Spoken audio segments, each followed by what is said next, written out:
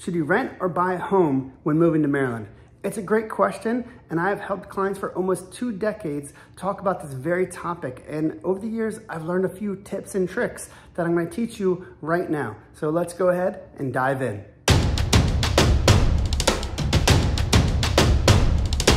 Now, before we dive in, I do want to preface that this is a personal choice and there's no one right answer, right? Whether you should buy or rent is going to depend on your situation and what is more important to you, right? It could be a financial goal, could be a personal or a stress kind of thing. It just depends on what makes the most sense for you. That being said, I do have some questions that you can ask yourself that's going to help it make a little bit more clear on what answer might be the better answer for you. Now, the first big question I always kick this off with is, how long do you plan to live in Maryland? Now, here's why. If you're gonna live here less than 5 years, I'm gonna be leaning towards maybe you should consider renting, or at least you have to be prepared to be a landlord. And I'll explain why in a second. If it's 5 or more years, I'm already gonna be leaning towards purchasing. Now, again, that doesn't mean to go ahead and just say, okay, that's it. That's all I have to ask myself. That's just the first question. So let's dive in a little bit and talk about why is that the first question, because that's gonna really set the tone for the rest of the conversation. So what's so magical about 5 years? Well, basically, it's just a really simple math type equation here that pretty much says, in most normal markets, you can, within 5 years, buy a home and sell the home and walk away with some money or at least break even. So even if the market goes down a little bit, or if it stays flat, usually within 5 years, you're usually okay. Now, I don't want you to think that, hey, if I buy a home less than 5 years, that the home value is gonna go down, because that's not what I'm saying. What it really has to do with the fact is, when you sell a home, it costs money. There's taxes, there's paying the agents, there's the home prep, there's things that might go wrong at the home inspection. All these things cost money, and you need some time in order to deal with that. Just like when you purchase a home, it also costs, there's certain acquisition money, right? So there's an element that you need some time in order to gain equity to offset those costs. And usually within 5 years is normally a nice, safe, conservative number that within 5 years, you can either break even or make money. Now look, there's always exceptions, right? If you go back to 2008 when the market tanked, sure, maybe it's gonna take more than 5 years. Or on the flip side, this 2021, 2022, where everything shot up super high, well, the opposite was true, right? I mean, you could have almost sold a house like 6 months later and been okay. So there's always gonna be some exceptions. But as a general rule, that 5-year mark is a nice way to think about this. So again, 5 years, you usually have enough money to move on. And that's why I like that 5-year to kick off the conversation. So what if it might be less than 5 years? Maybe you're military and you're PCSing and your tour is gonna be 3 years. You might be thinking, well, Brendan, I know lots of military people who've gone to a place, purchased it, and then rented it out when they left and built some wealth. I'm gonna say, hell yeah, I love that. Like, I love wealth building. I love real estate. It's a big part of the reason why I do what I do. So 100%, you can, if you know you're gonna be here less than 5 years or even more than 5 years and you wanna turn this into a rental, then by all means, purchasing first is a great play. But there are some buts here. Thing is, some people aren't really made to be landlords, right? And I'm not saying that you can't be a landlord, but what I'm gonna say is I've run into enough different personalities over the years that some people just don't have the stomach for it. Like, they can't be bothered with it because they just have too many other things going on in their life, or they just find it too stressful. Like, they don't want to have to deal with those, calls in the middle of the night if, I don't know, if there's a major water leak or something's going on, or even those financial swings of, oh, I have to go buy a new roof. And they're like, I'm not even living there. I'm renting it out and I have to, still pay for the place. So the general gist is, if you think emotionally that you're not gonna be able to stomach being a landlord, then, not having that as an option, it can be a little tough. So again, it doesn't mean that you should just instantly go rent if it's gonna be less than 5 years. It just means that if you are okay with the idea of being a landlord and you're between that 3 or 5 years or even 1 in 5 years, well, then all good, right? If you're okay with being a landlord. But if you're not okay with being a landlord, then we really need to kind of think about this a little bit more and say, is it worth the risk? Like, what happens if you can't sell, you have to move, and you don't want to be a landlord? What are you going to do? Now, I know we're a little ahead of ourselves here talking about what happens in multiple years after you would maybe purchase a home, when we're supposed to be asking, should we purchase or rent to begin with? So just hang on. We're going to go back to a few questions here and a few, let's say pros and cons of either purchasing or renting that you should consider. But before we do, I just want to wrap up this conversation on what happens later, because look, I believe in a whole 360 or holistic approach, or however you want to say it, where we have to know our exit strategy, right? So it's not just about getting in. It's going to be, what are you trying to do and where are you going to go after? And if that whole strategy makes sense, then hey, by all means, do it. But if it doesn't make sense, then we need to regroup, right? Which is why I'm talking about what I'm talking about. So in the case of, let's say you're going to turn this into a rental. Let's say you're like, well, look, I don't love it becoming a rental per se, or maybe you even do love it becoming a rental, but you're now starting to think about, but I'm not going to be here to take care of the place, and I can't check on it and all these things. Well, I will say this is where a property management company can come in and help a little bit. It's not perfect. I will tell you, in my experience with property management, they don't do much, right? I mean, they do certain things and it can take some of that stress away from you, because they can be the one, following up with the tenant, making sure that, you're getting your rent check.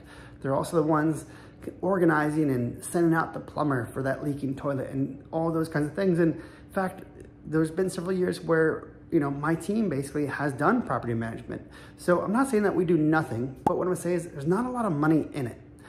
Most property managers charge about 10% of the monthly rent.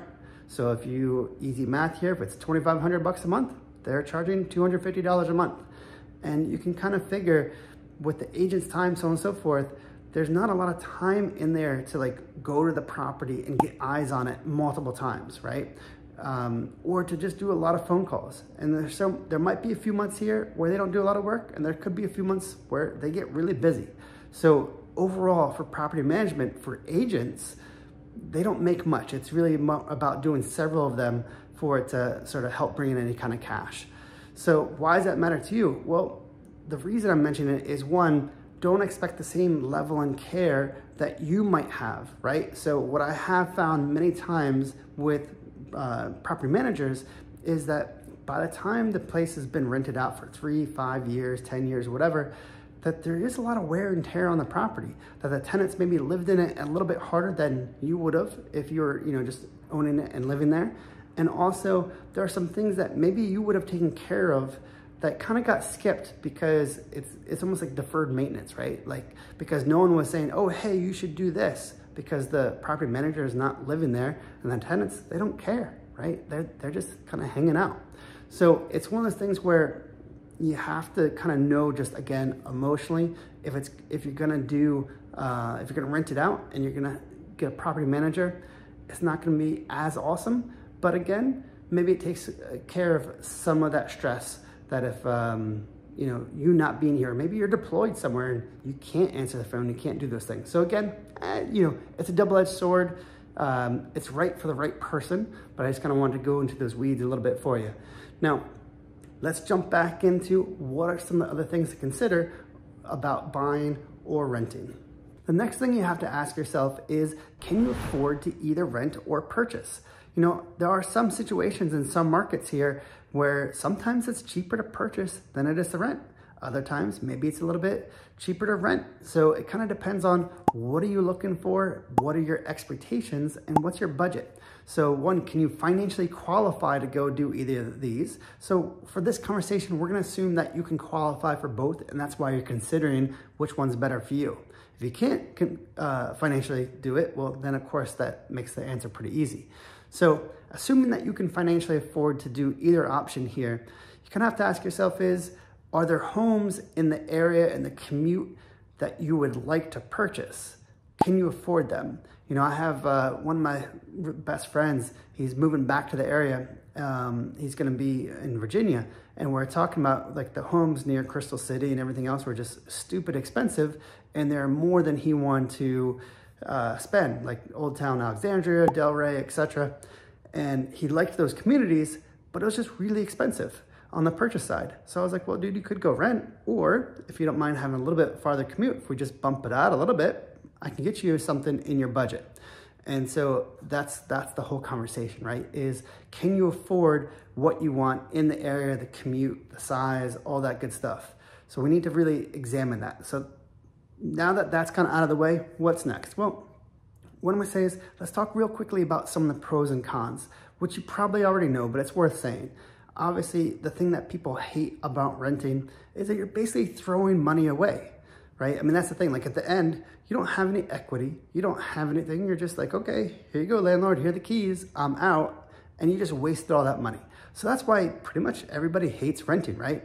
It also means you can't necessarily do the things to the property that you would want. And if you're going to be there for a couple of years, it is one of those things where maybe you want to paint the walls. Maybe you want to decorate. Maybe you want to put some shelves up or like mount TVs and do stuff. And that can get very difficult if you're renting because it's not yours and you don't necessarily have the say-so to make alterations and change things. It's also, a lot of people don't want to bother doing those things because they're like, why should I put money to this house if it's not even mine? So I feel like a lot of times people are a bit more transient and they don't get to fully enjoy the environment because they don't tailor it to their own personality in the way they would want to when they're renting. Again, doesn't mean every situation, but I'd say by and large, that happens a lot. So when you own, you can do what you want. It's your house. So that's a big sort of pro-con. I think a big difference is just that customization aspect. Another thing is when you're renting, there's a little bit of a lack of stability in some ways. You know, not to make a huge thing on this, but the reality is the landlord can raise the rent, right? Things they could sell, and even when you're still leased in there and that lease goes to the next landlord, how are they, or they change property managers or something, like how is that communication? Like you have to, someone else is in control a little bit. So I don't like that from like, I like to be in control of my own destiny type of thing. So I don't like the lack of control on the rental side, which is why, again, I generally lean towards purchasing if it makes financial sense. Now, that all being said, those are all kind of negatives for renting. What would be some positives? Well, there are some situations where you just have too much going on in your life, or maybe you just went through a distressed situation. I don't know, like a death in the family, a divorce, something kind of happened, right? Where you need some safe harbor. Well, renting can be a great safe harbor because you have that less control. Also means that you have less responsibilities. So if you're in a situation where you're like, hey, look, I have a lot going on. I just need a roof over my head. I need a place just to kind of chill, regroup. Well, sometimes renting can be that better play where, yeah, maybe financially it's not great, but maybe it's what you need in order to not be as stressed, you know, to have that safe harbor, to be able to regroup a little bit. So there are times that renting is awesome. Here's another example where renting can be a really good play. Let's say you're coming from another state and you know nothing about this area and you don't have the time to come and do the research and, you know, explore and all that good stuff. And you're too nervous about buying in an area that you're not sure if you're going to love that area. Maybe you're not even sure if you're going to stay in Maryland. Maybe you're like, hey, look, I'm trying this new job, but I'm not quite sure if I don't like it or if I don't love it, I'm going to move back somewhere else. Well, then don't buy. It's not like getting a pair of shoes that you just throw out at the end or return or something, right? Like buying a home is a big deal. So there are situations here where if you're not fully committed to being here, or if you're not fully committed to being in that specific location, maybe renting is a better option for you for a little bit. Now, again, it doesn't mean it has to stay that way forever. Maybe you do take a short-term rental for 6 months, or maybe it's a year. And yes, maybe you're throwing money away during that time. But that's okay if that's what your expectations are and that's what you're doing in order to buy that other peace of mind. So look, the big takeaway here is you have to look at your timeline, you have to look at what is your financing, and you have to look at like what can you stomach on that exit strategy. You know, when you start to break all these things down, the path is going to be a little bit more clear to you. So I hope that helps. If you'd love to jump on a conversation and you know, have a sounding board, I'm happy to do so. Again, this is what we do. So I'm Brendan Spear with Caprika Realty. I appreciate you watching, and I'll catch you in the next video.